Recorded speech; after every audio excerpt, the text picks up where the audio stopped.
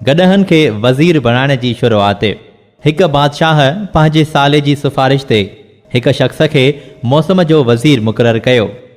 हिक ॾींहुं जॾहिं बादशाह शिकार ते वञण लॻो त उतां वञण खां अॻु हुन पंहिंजे मौसमियात वारे वज़ीर खां मौसम बाबति पुछियो। वज़ीर चयो त मौसम ॾाढी सुठी आहे ऐं ईंदड़ कुझु ॾींहंनि ताईं अहिड़ी ई सूरत हाल रहंदी। बरसाति वग़ैरह जो बिल्कुलु को बि इम्कान कोन्हे। बादशाह पंहिंजे लश्कर सां शिकार ते वियो। रस्ते में बादशाह जी मुलाक़ात हिक कुंभर सां थी। हुन चयुसि त हुज़ूर आला तव्हांजो शान ऊचो हुजे, हिन ख़राब मौसम में तव्हां केॾांहुं वञी रहिया आहियो? बादशाह चयो, शिकार ते। कुंभर चवण लॻो, हुज़ूर मौसम कुझु ई देरि बाद ख़राब थियण जो इम्कान आहे ऐं बरसाति जा इम्कान बि घणा आहिनि। बादशाह चयो, अड़े ओ थांव ठाहिण वारा, तूं छा ॼाणी? ख़बर अथई त मौसम कहिड़ी शइ आहे? तूं वञी थांव ठाहे ऐं गॾह ते ढोए।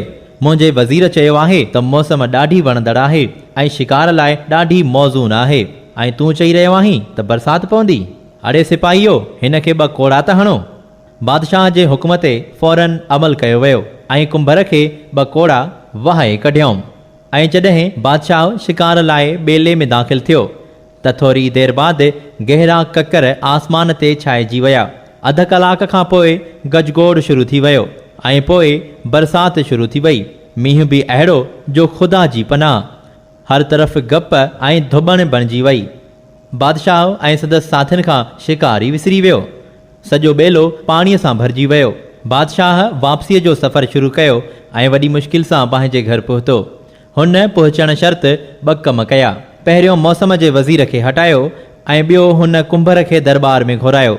बादशाह खेसि इनाम ॾिनो ऐं मौसम जे वज़ीर थियण जी आश कई। कुंभर हथ ॿधी चयो, हुज़ूर किथे मां जाहिल ऐं किथे सल्तनत जी वज़ारत।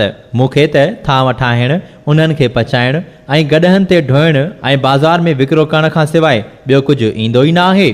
मूंखे मौसम जी कहिड़ी ख़बर?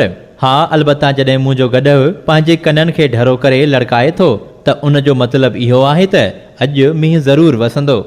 इहो मुंहिंजो तजुर्बो आहे ऐं इहो कॾहिं बि ग़लति साबित न थियो आहे। उहो ॿुधी बादशाह कुंभर जे गॾह खे पंहिंजी मौसमियात जो वज़ीर मुक़ररु करे छॾियो। चवनि था त गॾह खे वज़ीर बणाइण जी शुरूआत तॾहिं खां थी।